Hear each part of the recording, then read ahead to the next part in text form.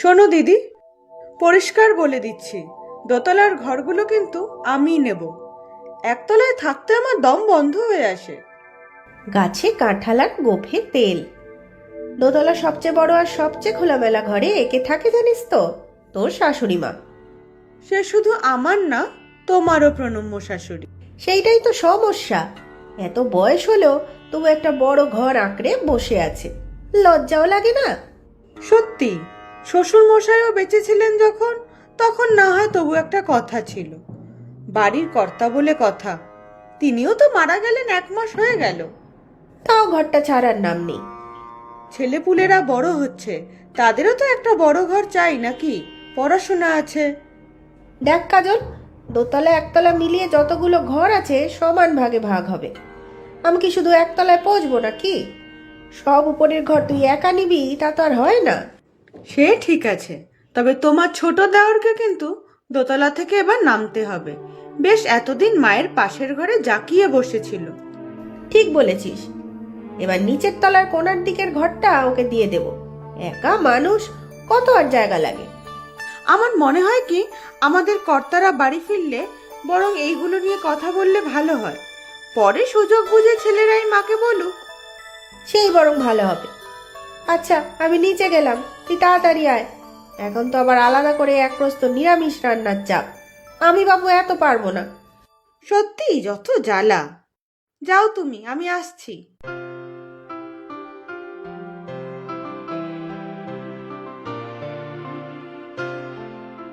মা, ওষুধগুলো খেয়েছো? হ্যাঁ রে, এই তো জলখাবার খেয়েই তো খেলাম। ঠিক আছে, আমি বেরোবো একটু পরেই, না হলে আবার দেরি হয়ে যাবে। শোন না, তুই অফিস থেকে ফেরার পথে পাড়ার লাইব্রেরি থেকে কটা বই নিয়ে আসিস তো। সে আমি অফিস থেকে ফিরে যাব না হয়। আর শোনো, দুপুরে খেয়ে বিশ্রাম করবে, আবার ছাদে দুপুরে গিয়ে বসে থেকো না। এই এত বড় ঘরটা আমাকে যেন গিলে খেতে আসে। তোর বাবা যখন ছিল, তাও কথা বলে গল্প করে সময় কাটতো, আর এখন আবার ওই এক কথা মা, বাবা চলে গেছেন, সে তো আমাদেরও সবারই দুঃখ। কিন্তু তুমি যদি এমন করো, তোমার তো শরীর খারাপ হবে। এখন আমার বাঁচা মরার আর কি কোনো মানে আছে? এইসব কথা রাখো, ঘরে না থেকে বাড়ির সামনের বাগানে গিয়ে বসবে না হয় বিকেলে। কিছুই আর ভালো লাগে না রে। তোর বাবার সাথে সাথে আমিও যদি... আহ মা, তোমাকে বলছি না এসব কথা না বলতে। আচ্ছা, আমি বেরোচ্ছি, তুমি সাবধানে থাকবে। আমি চলে আসবো না হয় তাড়াতাড়ি। সাবধানে যাস বাবা। খেয়েছিস? না, এই খেয়েই বেরোবো, আসছি। দুগ্গা দুগ্গা। আজকেও শুধু ডাল ভাত? বড়দা তো সকালে মাছ এনেছে দেখলাম। হ্যাঁ এনেছে তো, তবে সে পরে রান্না হবে। সকাল সকালে এত রান্না করা সম্ভব না। তাই বলে শুধু ডাল ভাত? একটা ডিম তো ভেজে দাও, সারাদিনের জন্য বেরোবো। দেখো রবি, এত খাটতে পারবো না। যা দিচ্ছি তাই দিয়ে খেয়ে যাও। মুখের কাছে রোজ খাবার তুলে দিচ্ছি, এই যথেষ্ট। আর শোনো, দোতলার এই ঘরটা এবার তোমাকে ছাড়তে হবে। ছাড়তে হবে মানে? তুমি একা মানুষ, কত আর জায়গা লাগে? আমাদের ছেলেমেয়েরা বড় হচ্ছে, পড়াশোনা বাড়ছে, একটা বড় ঘর না হলে চলে নাকি? তুমি কাল পরশুর মধ্যে ঘরটা খালি করে দেবে, বুঝলে? আর পরে মাকেও বলবো তার ঘরটা খালি করে দিতে।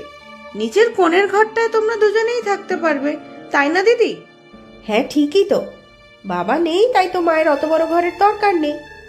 আর তুমিও ব্যাচেলার, একটা ঘরেই তুমি আর মা থাকতে পারবে, আর সবসময় দেখাশোনাও করতে পারবে মার।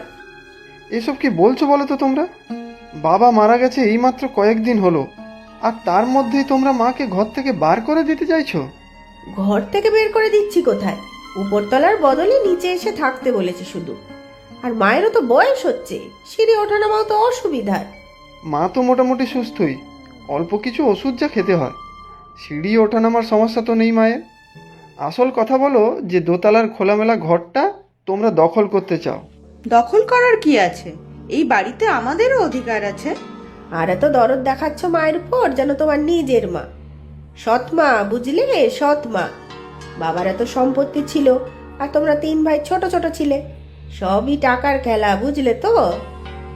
এসব কি যা তা বলছো তোমরা? আমরা 3 ভাই যে নিজের সন্তান নয় সেটা মা কখনো আমাদের বুঝতে দেয়নি, বুকে করে আগলে রেখেছে। ওসব বাজে কথা রাখো। কার মনে কি আছে সব আমরা জানি, বুঝলে? আমি আমার ঘর ছেড়ে দিচ্ছি, কিন্তু মাকে ওই ঘর ছাড়তে বলো না।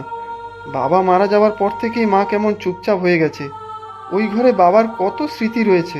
শোনো, এসব ফালতু সেন্টিমেন্ট রাখো তো। এখন এসব কথা বলে লাভ নেই। তুমি তাড়াতাড়ি খেয়ে বেরো। সারাদিন তো আর রান্নাঘরে পড়ে থাকতে পারবো না। এই খাবার আমার গলা দিয়ে নামবে না। আমি বেরোলাম। আজ রবিকে কথায় কথায় বলে দিয়েছি উপরে মায়ের বড় ঘরটা আর পাশের ওর ঘরটা খালি করে দিতে। ভালোই করেছো। ছেলে মেয়েগুলো বড় হচ্ছে, ওদেরও তো বেশি জায়গার দরকার। তবে শোনো, কাজল ভাবছিল পুরো দোতলাটাও নেবে। সে কিন্তু হবে না। আমিও বলে দিয়েছি যে 1 তলা 2 তলা সমান ভাগ হবে। সবই বুঝলাম, কিন্তু মাকে ওই ঘরটা ছেড়ে দিতে বলা কি ঠিক হবে? রাখো তো তোমার মায়ের কথা। সারাদিন শুয়ে বসেই তো আছে, খাচ্ছে দাচ্ছে আর বই পড়ে উদ্ধার করছে। তাও যদি নিজের মা হতো। সৎ